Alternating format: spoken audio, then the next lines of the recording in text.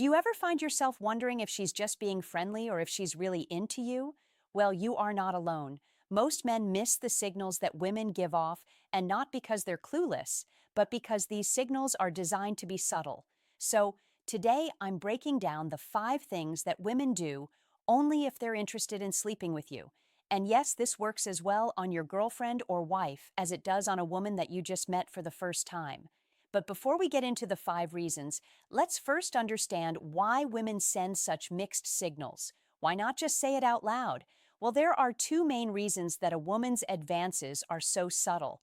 First, a lot of women actually think that they are being direct when the things that they are saying and doing are actually quite cryptic. Because of the differences in the way that men and women communicate, many women don't even realize that they're being unclear in their communication. Then there are women who know that they're being cryptic and wish that they could be more direct, but they've been socialized not to be. They're trying to be polite. They're trying not to come on too strong, and they're trying to protect themselves from rejection and shaming. They're playing the game the way that it was written for them. And even though we can all agree that this game is outdated, we haven't advanced to a new way of doing things. Plus, they don't know that you're subscribed to this channel and thus are already capable of having direct conversations, which remember, most guys are not. So instead of saying, I want to sleep with you, or even, I have a crush on you, most women come up with ways to give you little green lights. Some are subtle, some are flirty, some are practically neon signs. Don't worry, we'll get to all of the types and I'll decode them all for you in this video. For now, all you need to know is that they are all permission-based signals. They're all a way of saying, hey, I'm open to this. Are you going to make a move? Now, the second reason that women's signaling works like this is a little more complicated, but it makes a lot of sense when we break it down. And that reason is that a lot of women have a more responsive sexuality. And I don't just mean responsive as in the opposite of spontaneous desire. I mean that a lot of women are turned on by a man's desire for them. On the extreme end, this is where like CNC and grape fantasies come into play. Women want to know that they are wanted. Being the object of your desire is a huge turn-on for them almost as much as the drive for pleasure itself.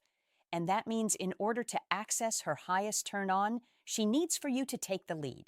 And just the same way that I teach men how to make an environment of safety around the woman that you're interested in, her subtle cues and small permission-giving signals are her effort to make you feel safe enough to signal your desire for her and then take the lead on initiating the physical side of things. She's trying to give you a chance to demonstrate your confidence, your leadership, your masculinity, all by taking initiative. It's the sort of same way that a submissive is really in charge of the scene in BDSM, but that is the subject of another video. So, without further ado, here are the 5 things that a woman will only do if she wants to sleep with you. Number 1, her body language opens up to you. Now, this is maybe obvious or commonly understood, but it is important enough to actually include here first. Whether you're meeting for the first time or already married before she ever touches you, a woman's body language can tell you a lot about how she's feeling. When someone piques our interest, we naturally open up to them. So if you notice these small but meaningful gestures, it probably means that you have her interest and attention. Now, this could look like her turning her hips and chest towards you, even if you're in a group setting. She may look at you a lot and make consistent and lengthy eye contact. Maybe she even makes subtle moves to expose her neck or her chest to you. And some of this is happening consciously and by choice, but a lot of it is happening unconsciously as well. All of these things, when demonstrated in a pattern, are signals of interest and attraction. They're instinctive signs of trust and physical availability. I mean, think about it. Her body is literally opening up to yours. It couldn't get more symbolic if you tried. So, what should you do if you notice these symbols? Well, don't rush to do anything, but do reciprocate. Think of this as like the first few moves of a chess game. Or at least from what I understand, because I don't play chess, but I did just watch the episode of The West Wing where they all play chess, knight to king for check. So I do feel like I know what I'm talking about now. Don't tell me chess moves. I moved my pawn. See if she puts a pawn out there and then test to see how she responds. When you put a pawn out there in response, That's your cue to send some small signs of attraction and see if things continue to escalate. Number two, she gets physical and lingers. So moving up on the sort of like obvious scale, the second sign is when she actually creates physical contact and for a length of time touches one of the clearest nonverbal cues that women give to communicate interest. Most women know by now that they need to be the one to go first in initiating some kind of physical contact. So if she touches your arm, your shoulder, your leg, it means that she's interested in bridging that divide. But here's the thing, you are right. If you were thinking to yourself, but Caitlin, some people are naturally touchy. I don't want to misread her cues and then be called a creep. The distinction to look out for here is the linger. It's that extra moment or two that makes the difference between friendliness and flirtation. If a woman touches you to make a point or create just like basic human connection, that very well could just be platonic. What we're looking at here is the length of touch and the intention behind it. So if she creates physical contact and then lingers for a moment, or if she seems like she's finding any excuse to touch you, like she's making multiple points of contact, she's picking lint off your shirt, she's fixing your hair, she's adjusting your tie or your shirt color, these are the signs to look out for. So when you notice this, mirror it gently by finding reasons to reciprocate that touch. Fix her necklace, put a lock of hair back into place. Look for natural moments in the conversation to emphasize what you're saying with touch. Your best move here is to make it known that you're game to touch her back, which will make her comfortable to continue to escalate and build desire slowly. In previous generations, when people used to go partner dancing, this is what they were playing with. You would literally get close enough to another person to smell them, to test out how you move together, to see if you have any physical chemistry before exchanging numbers or deciding if you wanted to see each other again. Honestly, I think this is the best part of flirting, seeing what it feels like to have some physical contact between you. Even if you don't end up sleeping together, this part of the game can feel electric and exciting. As you continue to go back and forth with slightly more contact, see if she continues to open up to you and touch you, and if she does, that's a sign that you're good to proceed. Number three, she creates opportunities to be alone with you. Now, this is a classic green light, but I think a lot of men miss it. And that is when she creates opportunities to get you one-on-one. Maybe she lingers after the event or the party is done and you find yourself standing together as the last two in the room. Or she follows you to the line for the bathroom or the snack bar. Or she mentions that her roommate's out of town this weekend and says, "You've got to come over and see my dog sometime." These are all ways that she's creating a space for something to happen. Like I said, women won't often make a very direct approach, but we are really good at setting up an environment where you might make a move. Again, even with these signs, it is important to stay respectful and continue to test to see if you're reading these signs correctly. So, if you end up alone together in the line for drinks or suspect that she's trying to get you alone, you can actually be direct with her and ask her in a playful way, "Are you trying to get me alone?" Or even a more flirtatious thing like, "I've thought about what might happen if we were alone together."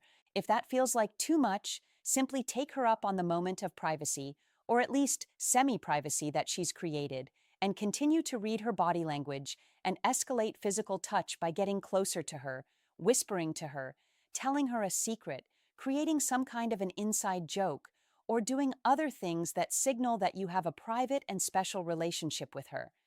These are all things that you can do while you are waiting for a moment where you feel confident enough to make the next move. Number four, she singles you out emotionally. Sex isn't just physical, it's emotional, especially for women. And if a woman is sexually interested, it means that she has singled you out, and her words will reflect it. She will use her words to let you know that she feels differently towards you than she does other men. She will say things like, "I don't usually feel discomfortable with people," or "I feel like I can totally be myself around you." These are good signs that she's telling you literally that you exist in a different category. You are different than men who she knows platonically. And again, if you're saying to yourself, "But Caitlin, these things could be said to a friend," you're totally right. So look for the other signals And in particular, look to see that all of them are part of a larger pattern. A little cue here, a small signal there, all of it adding up to mean something. So, if you're noticing multiple and repeated patterns that indicate her interest, and then she hits you with one of these, it's a clear sign that she's opening the door to something more between you. And now that we've progressed beyond body language and into verbal communication, this is a great opportunity to really reciprocate and see how she responds. And of course, a statement like, I feel like you really get me, or I feel so safe with you, or you make me feel. So, insert your own flirtatious adjective here is a great opening to having a deeper, more direct conversation about how you feel about each other. All romantic relationships, and I would argue sexual ones too, are built on a foundation of feeling different, feeling chosen, feeling excited about the other person. So she's putting this bait out there. All you have to do is take it, which leads me to number 5. She leaves the door open to escalation. My final sign that she's thinking about sleeping with you or open to sleeping with you is that she creates a space for it to happen. Sometimes the clearest signs are wrapped in casual phrases like, it's getting late, but I don't want to go home yet, or a little like lip bite, look at your eyes, so what now? These are invitations. Like I said, women are all about creating environment where you can make the move. And in terms of green lights, this is about as neon as it gets. But this is also where a lot of men freeze up. They aren't totally sure about where to take things. And instead of making a decision or pointing in one direction and then sticking to it, they sort of waffle, which can leave the woman feeling confused or disappointed. So if you find yourself in a situation where it seems like she's carefully orchestrating a moment where you can step in and make a move, it's probably because she is. This is your chance to decide if you want to continue to escalate. So take a moment and think for yourself if you want to take the next step. Remember, you don't have to. Even as a man who's being offered sex, you can say no. And remember, you're not agreeing to sleep with her by extending the offer to go back to her place or make out or to share a cab on the way home or whatever it is. You're just deciding on the next right step and then sharing it with her. In other words, you're only consenting to one thing at a time. You're not deciding whether or not you two are going to get married. Go ahead and ask if you can kiss her. Suggest going back to your place. It seems like you're into me and you want to keep spending time together. Think about it like this. The worst thing that can happen is she backs out and you've made it so that if she does, you both have a gentle landing. If you make your move in a respectful and considerate way, even the worst case scenario really isn't that bad. Sex and dating are complicated, I'm sorry, they just are. I hope that my videos and this whole channel and this subject matter in particular help to kind of pull apart the complexities and make it more obvious. But it's worth noting that both men and women alike flirt for all sorts of different reasons, even if it's just a thrill. Remember that not all flirtations need to end in physical contact or sex or a relationship. As frustrating as that might be, people flirt and then change their minds or flirt just to flirt. So instead of hating the game, try seeing it as an opportunity. You don't expect to win every single time you play a game. That would be kind of boring. You play to enjoy the process and get better at it over time. Flirting is great practice and it makes us feel more alive when we do it right. If you assess the signs and you sense that there's something there, trust yourself. If you escalate in a thoughtful and incremental way like I've laid out here, you will have covered your basis at every step, and you won't have much to lose if either of you decides to bow out at any point. And remember, if you do put yourself out there and face rejection, it doesn't mean that you read the signals wrong. Other people have a lot going on that we can never fully know. We don't really know what's happening inside of her mind or in her life. So don't make it mean anything about you or about women as a whole. Don't walk away with the all women are cryptic game players and I'm never going to try again attitude. You're not a victim here. You've got to be flirted with and practice your flirting skills. Just review the tape like any good athlete would and get out there and compete again tomorrow. And on the bright side, if the night does end up with you two alone in your bedroom, I've got something that will help you to take things from good to unforgettable. You can download my free guide, 3 Sex Techniques to Wow Her, where I reveal 3 real pleasure maximizing techniques that I teach to my private clients. One of them being a secret trick that women actually use on themselves to edge themselves to orgasm. The link is in the description below. She's put in the work to send you these signals, and you've put in the work to decode them. So make sure to leave your boat with a sexual experience that you'll never forget. There you have it.